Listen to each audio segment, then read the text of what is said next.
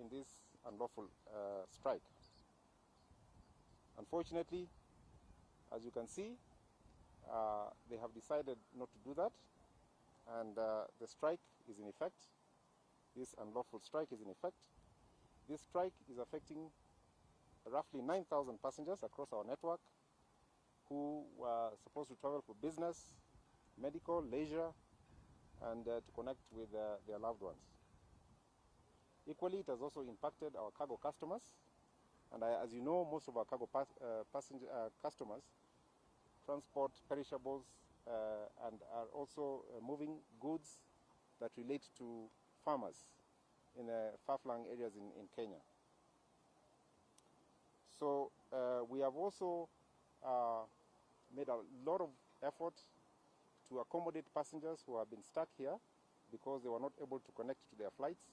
Unfortunately, most of the hotels in Nairobi are full, so we are trying to get alternative means of accommodation for the passengers who we are not able to accommodate. I just wanted to clarify that we have 388 pilots. That's about 10% of our workforce. The rest of our workforce is at work. They are here, they are working hard, and they are willing to continue working. We also know that a large majority of pilots do not support this unlawful strike.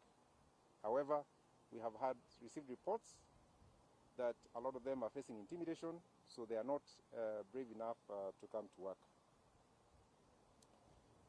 We really would like to apologize to the passengers who we have inconvenienced because of this unlawful strike, particularly the ones who are stuck here at the airport, and also our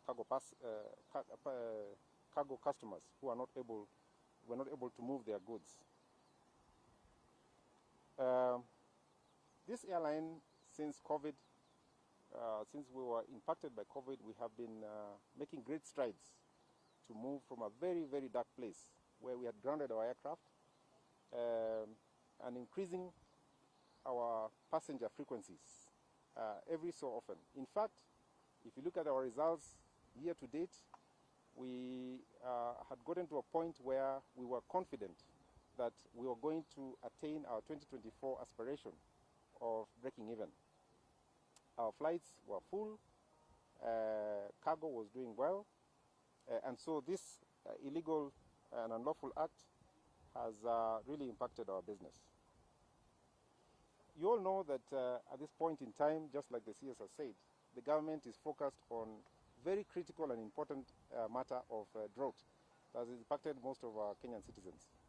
And so this particular strike action is really a big distraction from a very important focus for the government.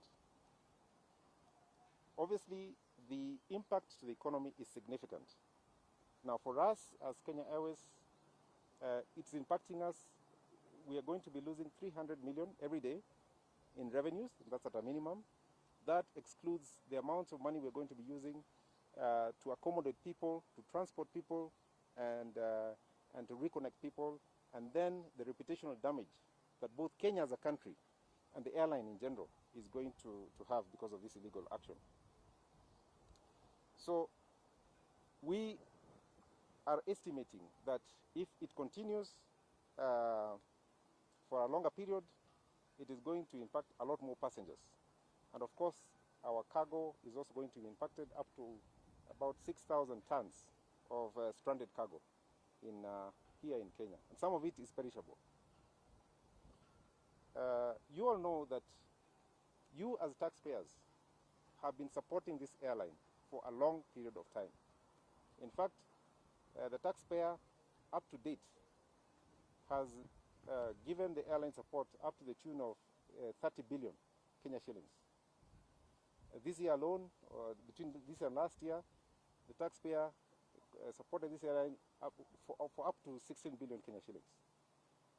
So what we are doing now, what they are doing now by undertaking this unlawful act is not only spitting in the faces of taxpayers who have sacrificed, who themselves went through this COVID experience. They are also sabotaging the economy and their own country. And I believe this is extremely unfair to the taxpayer, to the company, and even to themselves. So, if it continues for a week, to Kenya Airways, it is going to cost us about 2 billion every week, which if you extrapolate, means that in a month it will cost us up to 8 billion, maybe even 10 billion. And that will make this irreversible. In other words, this airline cannot be able to cover to cover this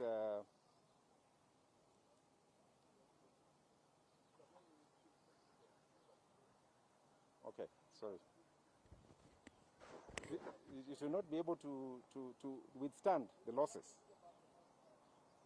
It will not be able to withstand these losses. So yeah, I think let's wait for. Let's hold on for a bit.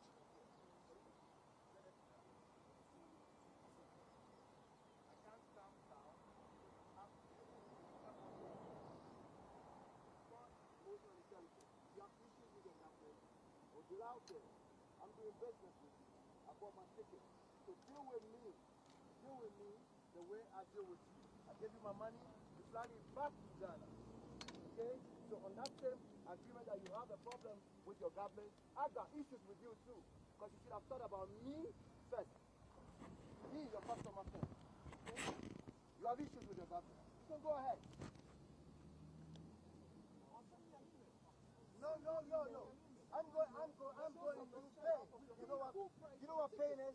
I'm going through pain. You might not believe me. I'm going to walk into a wedding event.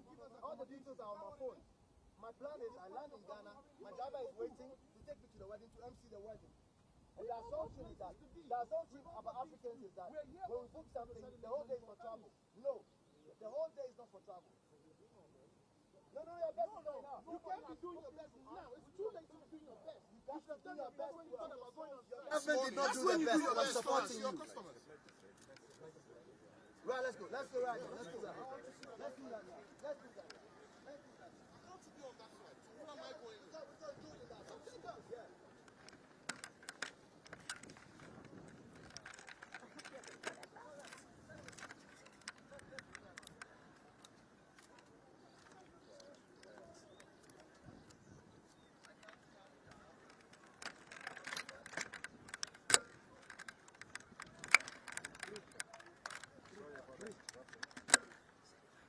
You can see the frustration that our customers are going through because of this unwarranted and illegal action. And we're trying our best within the confines or the restrictions that we have to address those kinds of concerns. I mean, customers are really infuriated and they feel let down by us because of this action. Now, let me just give a very quick chronology of what happened. We did have a conciliation discussion with COTU, led by Dr. Francis Atwoli, who tried to get the pilots to understand that this particular action, the strike action that they have undertaken today, was not warranted. He said to them that these issues could be discussed. There was no need to go into strike action. But the pilots have been belligerent. They have refused also to attend a meeting by the Ministry of Labor for conciliation. Like I mentioned earlier, we had a long discussion, 5 hours, with 2 cabinet secretaries to try and convince them to sit around the table and so that we can address the issues. But they have been completely belligerent. They have stuck to the issue that they want to go on strike, which really calls to question what the real intention of this strike is. It cannot be about the issues, because the issues we have said we can sit down and talk about. And yet, they have insisted that they still want to go on with this action. There is an ulterior motive which we have to find out what it is. Now, another thing as well is the reason why we keep calling it an unlawful strike is because on the 31st of October, the High Court of Kenya issued an injunction against them going on strike. They have ignored that particular injunction. And therefore, that means that the strike is unprotected. Now, our call as management is we are asking CALPA to immediately call off this unlawful strike and to stop intimidating and inciting pilots who are committed to the success of this airline. We are willing to engage with CALPA within the confines of their mandate and to open and frank negotiations. We also wanted to say that this morning I was informed that many of the council members, many of the executive council members of CALPA have called in sick. What that means is that they are asking their members to go on strike while they themselves have called in sick so that they can protect themselves. I think that is, first of all, unfortunate, and I'd like the pilots to reconsider this when they take their actions. So here comes what I wanted to say. So we would like to here ask the pilots to come back to work. And I'm now giving them, from today, 11:30, 24 hours to return to work so that we can continue with our operations as they were meant to be. Because we have a crisis at the airport. There are many people who need to go to where they need to go to. And so we expect the pilots within the next 24 hours to return to work. And 24 hours means 10:30 by 10:30 tomorrow. After which we will have to take the necessary action that will help us address the crisis that we have. So ladies and gentlemen, those are my comments. I know you might have questions. If they are a little bit more technical, I have my management team and the chairman behind me here. We can be able to address any questions that you might have. When you say they have to be at work tomorrow by 11:30 a.m. and they 10:30. by 11, sorry? 10:30, because it's 10:30 now. All right, so 10:30 a.m. tomorrow. What's your plan B if they don't return to work? We will take the necessary action according to the human resource policy, which includes disciplinary action, because they would have been absconding from duty. It will be absconding from duty. They are in an unlawful strike. They know it. We have repeated it many times. We have tried to engage. Now we are asking them to come to work in 24 hours from now so that we can continue with our operations and continue engaging with them.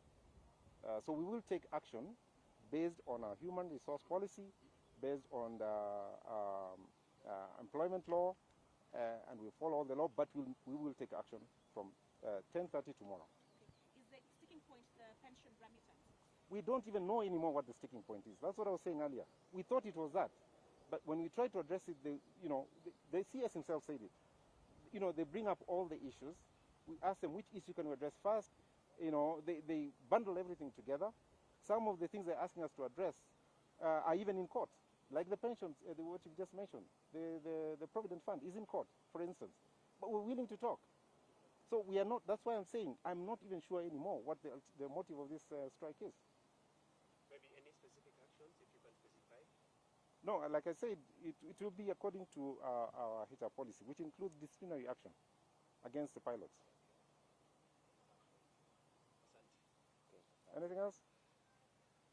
Good. Yeah. Check. Yeah. Before. Oh, yeah. And also they're asking for us to lay off people and get rid of people. Yeah. Unacceptable. Okay. Yeah, Chairman has just reminded me something that is important. One of their demands, they are demanding to have certain people, including myself, exit the company. Okay? They have done this before. Actually, twice before. The last time they did this in 2016, they forced out the management of this company.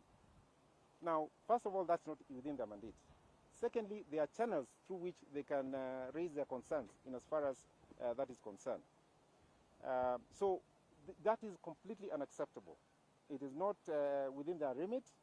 It is not within their mandate. And so we will not be able to accept that kind of a demand. I just wanted to mention that because it's important. They have done it before, and they're using an old script, which we have seen before. force out management, people who are working hard to try and save this airline, and I'm not sure to what end.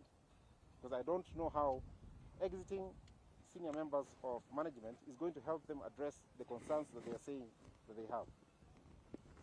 Say something just on behalf of the board. We have obviously been supporting the management team throughout this whole process, and I can say this, that the demands from the CALPA to remove or to reinstate people is completely unacceptable to us as a board. There are processes to go through, and those processes should be followed. And we are not going to, for instance, get rid of the management or the executive team because a union asks them to do it. In every company you have grievances about your management, but you don't go on strike because of it, and you don't demand that we terminate those people. It's an unacceptable demand. It will not be met, and including myself, it will not be demanded. Yeah. Okay. Actually, one last thing, which I forgot to mention, is probably the most important thing. In Kenya Airways, we have 3,800 employees. You've seen them. They work extremely hard. Some of them help us in grooming the aircraft. Some of them help us in operating equipment. Some of them are security. Some of them, there are many. There are 3,800. Now, some of these grievances that they have, CALPA has raised, impacts all employees. But all employees have been patient because they know we cannot afford some of the demands that they are placing on us. And it is unfair for a small group of officials to call this strike action that is impacting all these 3,400 people. It is unfair. And I think, again, even from that perspective, they should reconsider their actions. I just wanted to add that one last bit. Thank you very much.